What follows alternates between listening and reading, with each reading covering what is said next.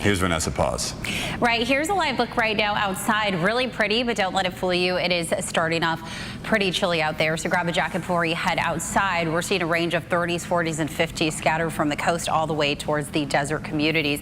The big story is going to be those Santa Ana conditions that we are going to have not only today, but for tomorrow as well to wrap up the second half of the week. Right now, we're starting to see them ratchet up to 40 miles per hour for some areas that include Otay Mountain. I saw the Howell Canyon clocking 40-mile-per-hour gusts earlier this morning, and those numbers are only going to increase as we get through the day. By the 1 o'clock hour, you can see those pink, purplish colors stretching all the way towards the coastal areas, meaning that we could have isolated gusts, even for the coastal spots, anywhere from 40 to 45 miles per hour. Those humidity levels are also going to plummet down not only to the teens, but to the single digits. You mix those high winds with those low humidity levels and the warm temperatures, you are just looking at a recipe for fire danger. So over the next couple of days, the fire danger threat is going to be between that moderate to high level.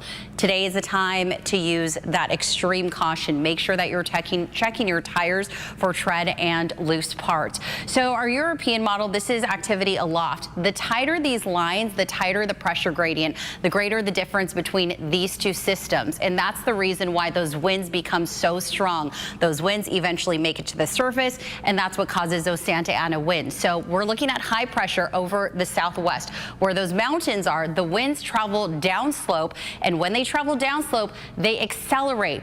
They also speed up and they dry out and heat the surrounding air, which gives us that Santa Ana wind recipe. That leads to fire danger, and sometimes they speed up fast enough to cause damage, like downed power poles or damage to buildings. That's excessive, but that's what can happen when those winds gain speed, sometimes up to 60, 70 miles per hour. Coastal areas will be in the low 70s. As I mentioned, those high winds are going to expand all the way towards the coastline today and tomorrow. So all of our microclimates are going to get a taste of these dry and windy conditions. The inland and mountain areas, though, those are the microclimates that we're most concerned for. High fire danger in those pockets. So refrain from starting any fires, backyard fires especially.